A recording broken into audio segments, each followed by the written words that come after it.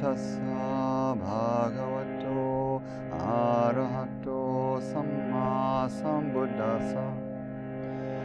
Namo tassa bhagavato arahato samma sambuddhassa.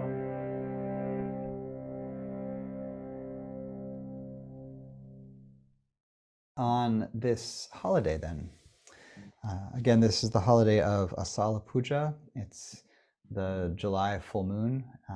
It's slightly late this year because of a lunar leap year, but this is traditionally the ceremonial day that immediately precedes the rains retreat. So the Wasa or Vasa, the 3-month rainy season retreat, begins tomorrow.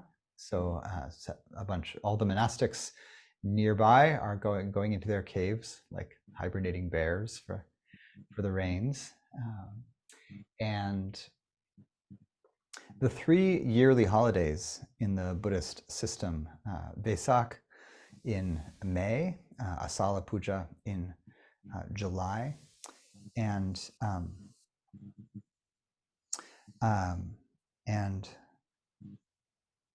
in January. What's the January holiday? It's fun. It's the Sangha one. I always forget, where the Patimokkha was first recited.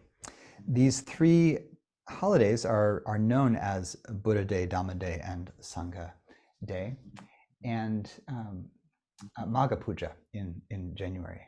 Magha Puja. So Vesak celebrates the Buddha's birth, awakening, and death.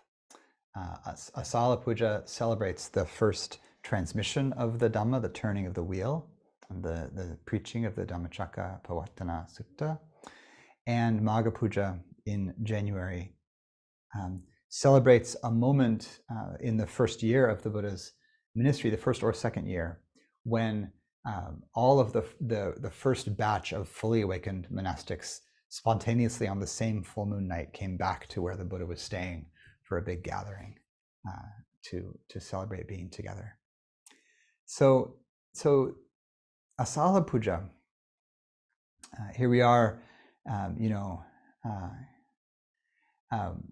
3 months after the laying out of 2 months after the awakening of the Buddha, and we have the Buddha leaving the Bodhi tree, leaving the banks of the river where he was awakened, and going to seek out his 5 friends. He had been practicing with them for quite a bit of time before his awakening, and it's with them that he had been doing these harsh bodily mortification practices.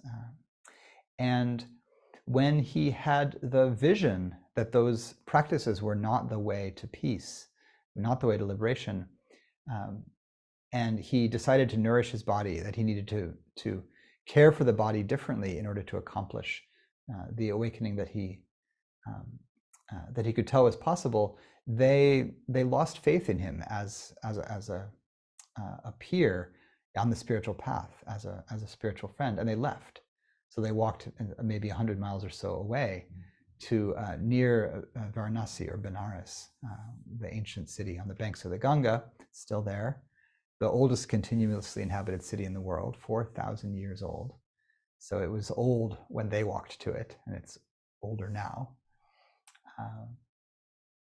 The Buddha had, Gautama, not yet the Buddha, had this insight that destroying the body didn't actually contribute to the process of purifying the heart. And he had been under the sense, he had been experimenting with the sense that it would, to see if you really wreck the body and put it through incredible pain, and learn to bear that with equanimity, but really cause more and more incredible pain, would that actually burn up the karmic threads that were leading to unhappiness? And he had this insight that it wouldn't, and that insight was interwoven with the ritual, now in its 20th year, being done by a woman in the nearby town named Sujata, who had been praying for, 20 years before, had prayed to that very tree, to a great tree spirit, for a child.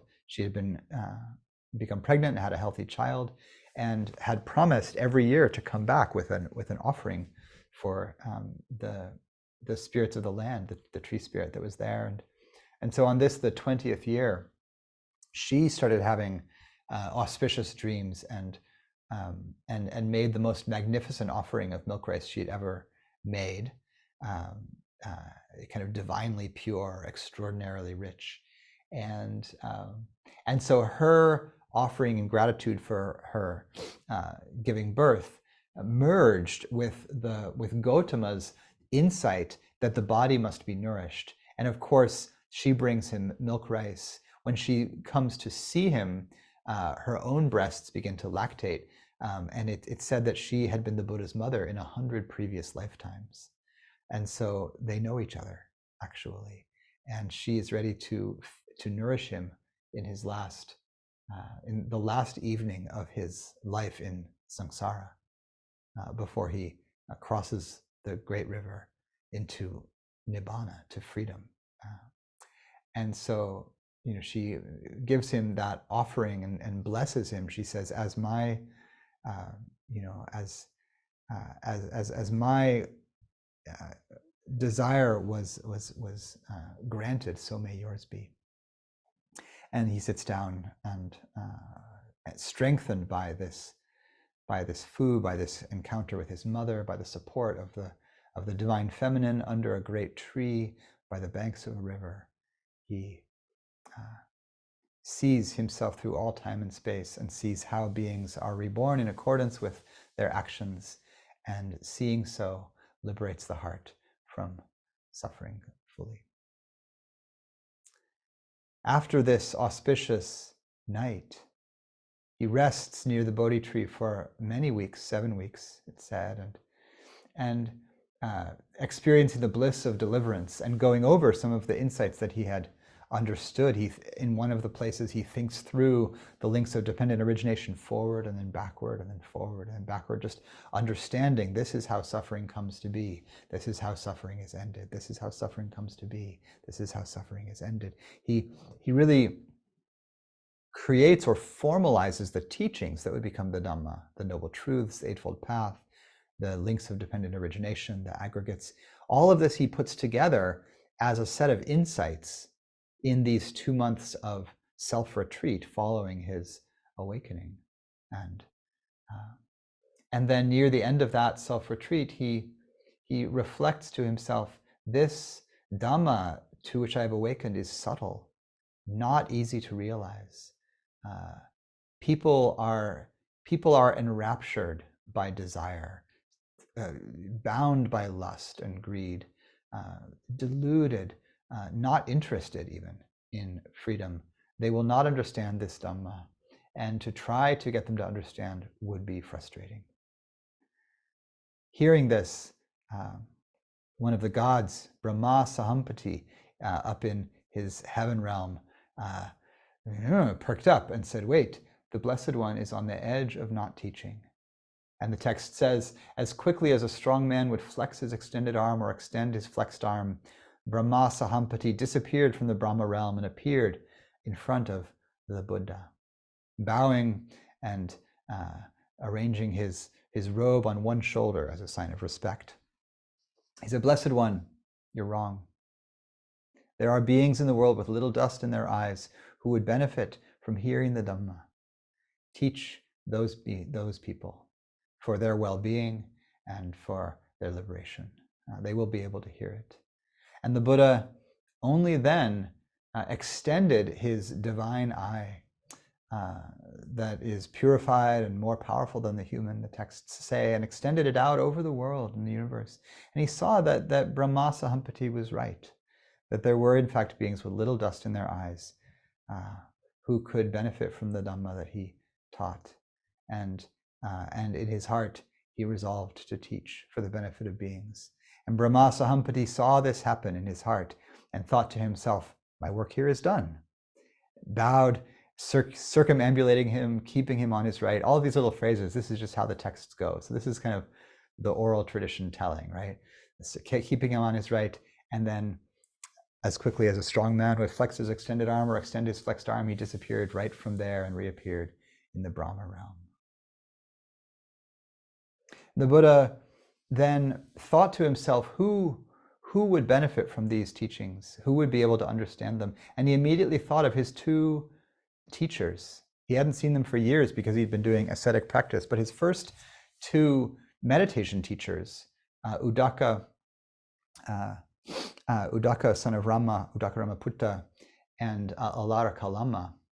He had learned these two very deep, formless meditations from them, and they invited him to co-lead their sanghas, but their practice led to very, very high states and led to heaven realms, but didn't lead to the full uprooting of suffering. And so he had left them, but he respected them very much, and they were the first ones he thought of. Oh, I'll go to where they are. They would understand this and become liberated very quickly. And he looked out with his divine eye, with his clairvoyance, and he saw that both of them had recently died. And there's a way that this mirrors this moment that had happened right at the Buddha's birth. In the stories around the Buddha's birth, it's said that the child had all these auspicious signs that he was going to be a great being, and so they invited some sages to come and see him. And this one sage came and saw him, and looked at his feet and his auspicious marks and all of that, and then burst into tears. And the Buddha's father said, What is it? What is it? Have you seen the signs of misfortune? What's happening? And the sage, weeping, said, no. This child is going to be the most amazing teacher in the world, but I will die before he matures into his teaching. I won't get to hear him. And he's just weeping, because he can see it. And so, flash forward, 33 years. And the Buddha is seeing that his two teachers, who he was so grateful for, have died. And they won't be able to hear the teachings that he's offering.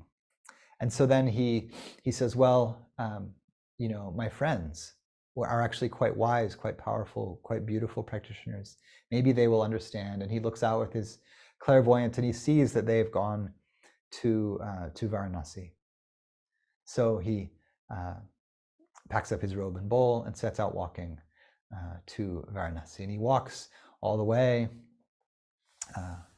On the road, on the way to Varanasi, he passes by someone who notices that he looks quite amazing, quite peaceful. He's kind of shining, really. And this person he passes on the road says, "Sir, you are clearly a very accomplished spiritual being. Who is your teacher?" And the Buddha says, "I have no teacher." Right? He had teachers, but no one taught him the thing that he's now radiant with. Right? That was an intuition that arose on its own in his being. So he says, "I have no teacher," and the person says, "Are you a god? Like you're luminous. Like I've never seen anyone who looks like you. Are you human?" He says, "Are you a god?" The Buddha says, "No." So, "Are you human?" The Buddha says, "No." "What are you?" The Buddha says, "I'm awake." But then he goes a little bit further. So we like that answer. "I'm awake," right? That's a really good answer, like Zen, just cuts right through. But then he goes a little bit further and he says, "I am the greatest in the world. I am unsurpassed. No one has realized anything beyond me. There are none that are my equal." And this is just a bit too much for this guy. He can't quite connect. And he says, "Well, good for you, friend," and walks on. And like, why would they make this story up? Like, right, this is canonical. This is in the texts. It's mysterious, right? Here's the Buddha, newly awakened. They've spun all these extraordinary myths about how luminous he is. And then the first person he meets, has dust in his eyes, basically, right? He's not one of those people who doesn't have dust in his eyes. He says, "Well, good for you. You're great. you know, I'm going to the store, see ya, whatever. And, you know, don't let that be you, I think, is the moral of that story, right? When the Buddha passes you on the road, stop, like listen, you know. So, that guy could have been the first disciple, but you know, he'll loop back around. His karma, he had good karma. He met the Buddha. Wow, right? He just wasn't quite ready. I know the feeling. And so, you know, I met Leonard Cohen when I was 23. I wasn't ready either. So there you go. I was like, oh, good for you, friend. And you know, I was like, who are you? And he's like, oh, I'm Leonard Cohen. I was like, huh, good. And I mean, I kind of knew who he was, but so I wasn't quite good for you, friend. But you know, I wouldn't really get it for many years hence. So the Buddha goes to Varanasi, and he goes to a little place called, there's a little town called Sarnath. It's a couple miles north of Varanasi, across the river.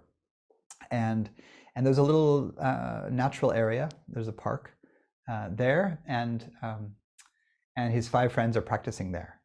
So the Buddha comes walking up to them, and you know, they don't quite get it at first. They're like, oh, there's that guy. He fell off the path. Let's not offer him water to wash his feet. Let's not get up, you know, respectfully when he comes. Let's not offer him a seat. The Buddha walks up and he says, friends, why are you? This is not appropriate to be so rude, you know, to a great teacher. And they're like, he does actually look kind of amazing right now. They say, well, all right, we'll be polite. So they offer him a seat. They wash his feet, you know, and then, you know, at least it seems like, you know, according to the text, he says, you know, no, really, I found the way. Like, sit down, I'm going to tell you. And initially they're a little bit like, okay, well, we'll listen. They're skeptical. They'll listen to what he has to say. And then he lays on them the text we just chanted, the setting in motion the wheel of the Dhamma. And so, you know, everything that he realized, all of that insight, all of that power, what's the first thing he chooses to say to these people he'd been practicing with, to his friends? Right? First, he addresses their practice, right? So these are ascetics. They're doing self-mortification practice. And he came from wealth, right? And so there's this dialectic, or this kind of, you know, tension between the life of sensual pleasures, where you're relying on contact with pleasurable things to keep you happy, right? More pleasure, more happiness, right? That's the path of wealth, right? If you can keep the sensual pleasures coming, pretty good. Good for you, friend, right? Then there's, on the other side, there's the ascetic path, where you've turned away from the idea that sensual pleasures will make you happy, but you've swung to the other side and you've said, like, I'm actually going to embrace pain and discomfort in a way to try to, like, maybe to disconnect fully, or to even be in a different kind of devotional state around the body through pain. And the Buddha addresses these two, and he says, I've realized the middle way that leads to the end of suffering, and it is the middle way between sensual indulgence and bodily mortification. And sensual indulgence is deluded, pointless, ignoble, like not really respectable, and it doesn't work, right? And fruitless. Bodily mortification is painful, ignoble, and fruitless. So it's painful. In a certain way, culturally, the ascetic life was more respectable. People respected ascetics. It's respectable when you see someone who can really do hardship. You know, there's a certain strength there. So they were respected. But the Buddha was saying, but it still doesn't work. It doesn't get you there. He said there is a middle way between these two. So he comes out in a culture that actually venerates extremes in a certain way. Like the ascetic practices are quite extreme, really. And there's always been a veneration in South Asian culture for people who can go all the way, who can really just push it, you know, who can turn the dial up to 11. and do their practice there. The Buddha was like, oh, starvation, I can do that better than anyone. Pain, I can go further than anyone. And so, he was from the warrior caste. He was a Kshatriya or Kshatriya in Sanskrit. This is the warrior aristocrat class. So he was trained to be the best and to go the furthest and to be the strongest and the most educated. And so he's got that personality, right? I am the greatest in the world. The fact that he actually is, like, good for you, friend. Like, you're not lying, but it's hard to bear sometimes. You meet someone who's that bright and knows it, So there's a lot of respect to be given to people who can go all the way. And so he had gotten that respect. And then he lost the respect when it seemed like he was backing off from the edge there. But he says there's a middle way between sensual indulgence, wealth, and bodily mortification, torture. And the middle way is the Eightfold Path. And so many of you know the Eightfold Path: right view, right intention, right speech, right action, right livelihood, right effort, right mindfulness, right immersion or concentration. And so one thing we can notice just here at the beginning of this text is that the thing he's rejecting is these two poles of really physical obsession. One is an obsession with physical pleasure, sensual pleasure, and the other one is an obsession with physical pain and torture.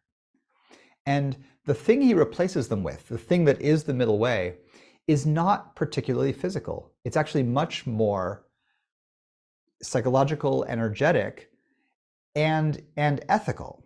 So the first two limbs are view and intention. So you orient yourself toward what's true, and then you set up new intentions based on that, right? And the classical intentions are, the intention toward kindness, the intention toward renunciation, the intention toward harmlessness, right? So none of these are about what you get in your body. They're not about the pleasure you get or the pain you get. They're really about setting up your mind state, the state of your heart, really, to be oriented toward non-harming and peacefulness. So there's a whole turn here that is social, because the precepts in non-harming are all relational. There's a turn that is social and psychological and emotional. And so that's really, he says like, no, look in these channels. Don't look in the physical channel, either in relation to pain or pleasure. He's going to say, like, yeah, sensual pleasures, they happen. Painful things, they happen. Neither of those actually holds the key to liberation. That's actually that's sort of like the ecosystem of the body experiences those things. But there's something else. There's a different place to look. And it's in the middle. And the thing that's in the middle starts with how we look at the world and the intentions we give rise to. And then the next three limbs are all action. They're all relational. This is sila, the ethical limbs. So wise speech or right action, which is the first three precepts: not killing, not stealing, not committing sexual misconduct. And then, so with the speech, you have all four initial precepts, right? And most modern people figure that the fifth one is implied. The fifth one comes in and out of the lists at different times. That's the precept against intoxicating yourself to the point of heedlessness. And so you get these limbs that establish wise action, right speech, right action, and then you get a limb that takes that action really out into your life in the world. The limb of right livelihood, which I think is the least appreciated of the limbs. It's like, yeah, my job, whatever. But I think that what livelihood really means is, how do we, through our actions, engage with a wide circle out in the room, out in the world, right? So if non-harming is like, yeah, I don't kill people or animals, if I can, as much as I can. And if wise speech is, I try to speak in ways that are helpful and kind and timely and truthful. Both of those things affect my immediate circle, which is where a lot of my drama happens. But my livelihood can affect people on the other side of the planet. and that was true then, it's true now. People were already passing trade and goods from China through India all the way to Greece and Europe.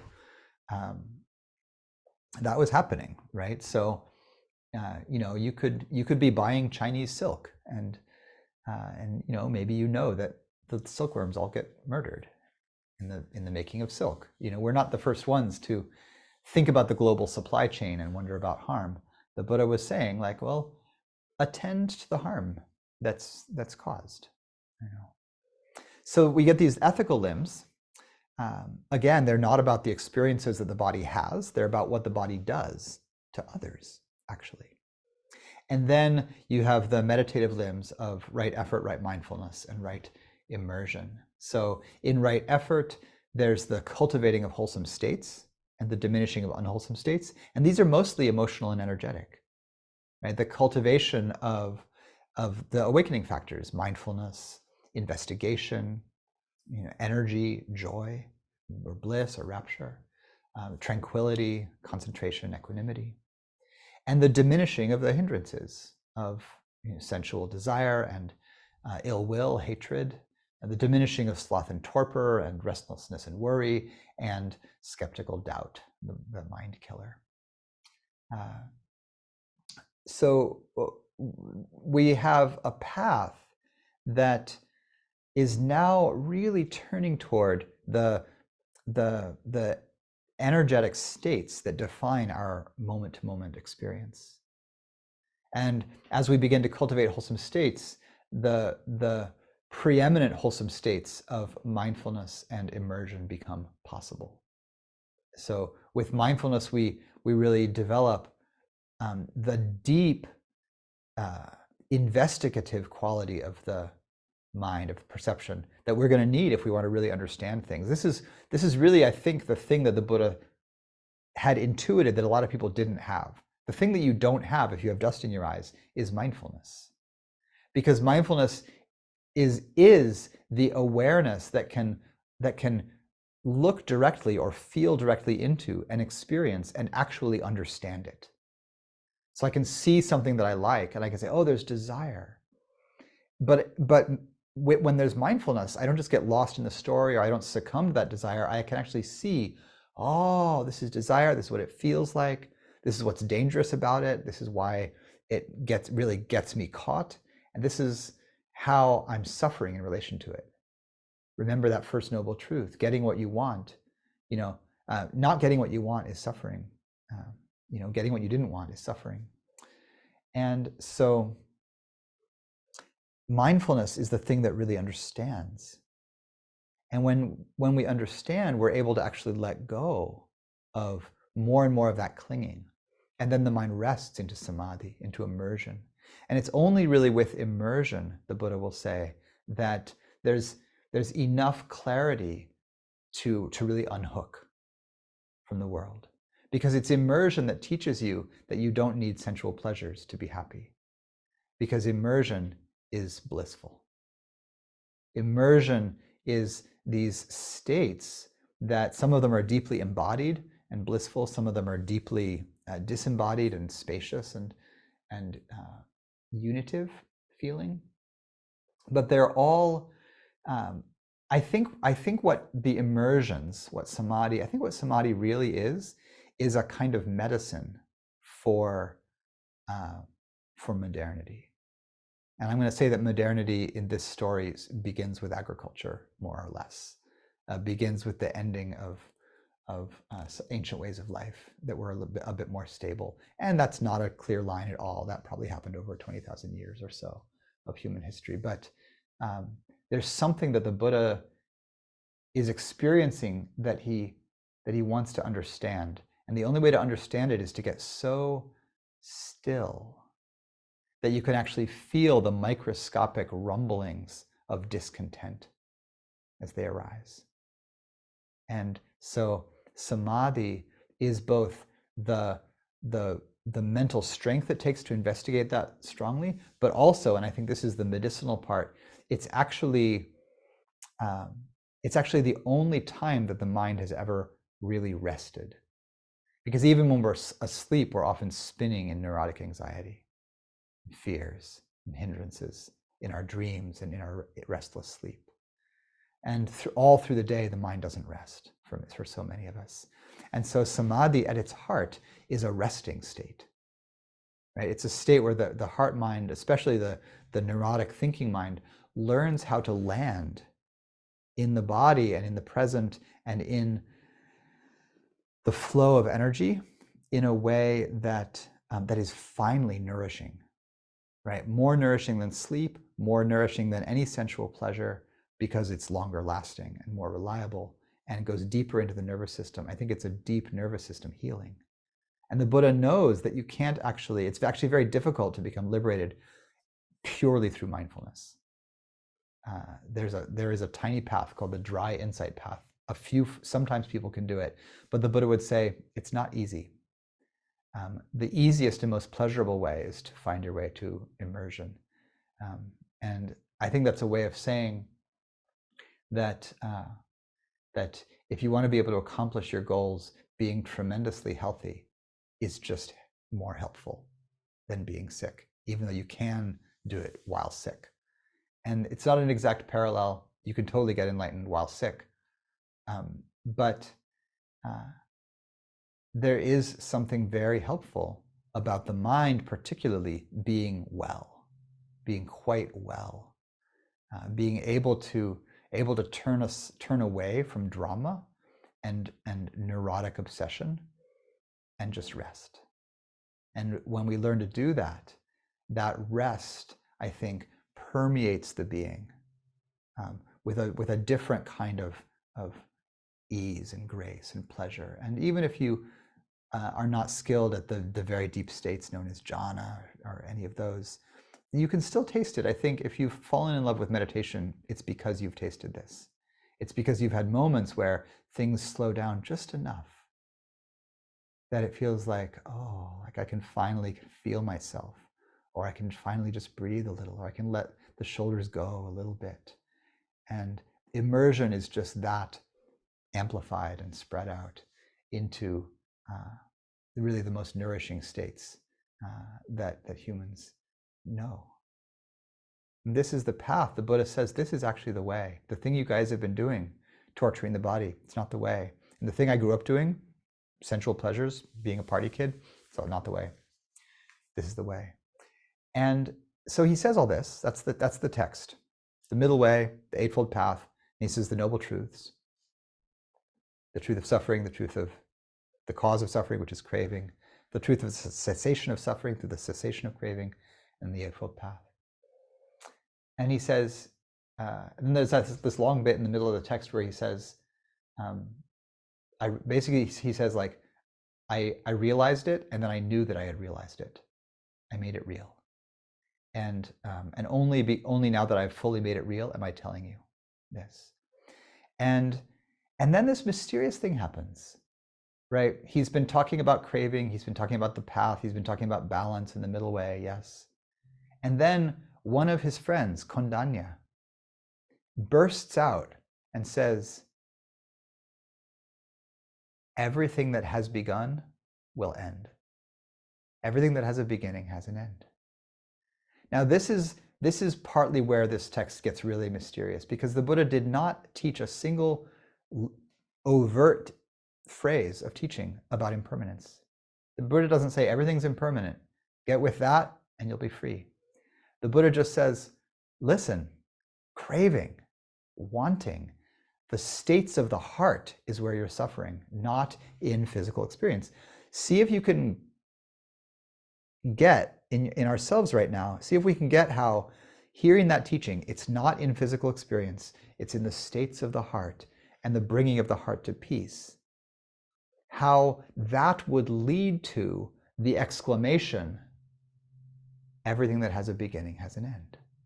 Right? And there's an implication in there, right? There's an invisible thread that connects the teaching the Buddha actually gave with what Kondanya realizes. And I think it's that Kondanya understands that at the heart of craving is the craving to make something last that by its nature cannot.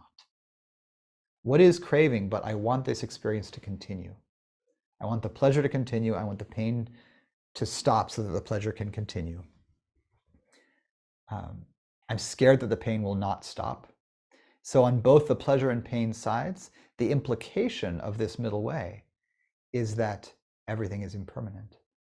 And so sometimes we go in through the back door and we're like, well, reflect on impermanence and then you'll get to letting go of craving. In this first text, it starts with craving is the thing that's getting you in trouble. And Kondanya says, oh, I see. Everything is impermanent. And it's when Kondanya says everything that has a beginning has an end, it's at that moment that the heavens open up. And the text turns from this, teaching to friends of this kind of psychological, emotional, ethical path, suddenly into a mythic, world-shaking moment. And it says that at that very moment when Kondanya utters this, a cry went up all the way to the Brahma world, and from one heaven realm to the next subtler heaven realm, boom, boom, boom, radiating out like a shock waves heading out through the subtler heaven realms, out, out, out, out, out, out. And in each heaven realm, what the gods exclaim as if with one voice is this phrase, at Isipatana in the deer park near Varanasi, the Blessed One has set in motion the wheel of the Dhamma that cannot be stopped by human, Mara, Brahma, or anyone in the cosmos. And what is the setting in motion? The setting in motion, I think, was the transmission. It wasn't actually the teaching. If none of them had gotten it, if all of them had been like the guy on the road, good for you, friend. The wheel wouldn't have been turned. The wheel turned because Kondanya got it. And so Kondanya attains stream entry at that point. And stream entry means that full liberation is guaranteed, right? That the heart has opened, the eye has opened, the mind has opened. And so with Kondanya's realization, then the wheel has been set in motion and it can't be stopped, right? Even if Kondanya was to die in the next moment, within the next few births, he's going to be fully enlightened, he's going to teach, and the wheel goes on, rolling. And so here we are, 2,600 some years later. This is year 2567 in the Buddha's year, so 2567 years since the Buddha's death. And the wheel continues to turn.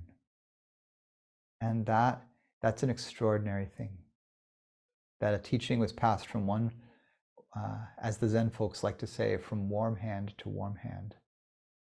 And all the people that came to study, including the Buddha's own stepmother, Mahapajapati, who became the first bhikkhuni and the great nun, and the 500 women that came with her, and all of the friends of Yasa, who was the son of Sujata, who brought the milk rice, and most of the Buddha's family, including his cousin Ananda, who would remember every discourse the Buddha ever gave and repeat them after the Buddha's death to the council of the bhikkhus, and they would be remembered and remembered. And they were probably first written down by the Greeks, who found them within 100 years or so after the Buddha's life. And they were taken around up on the Silk Road into what's now Afghanistan and Gandhara and Bactria and all the way up into Europe and over into Africa and over into China. And they spread and they spread. And I found them in the mountains of New Mexico. And you found them wherever you found them. And here we are. It's 2023. It's 2567. And the Dhamma is still in the world.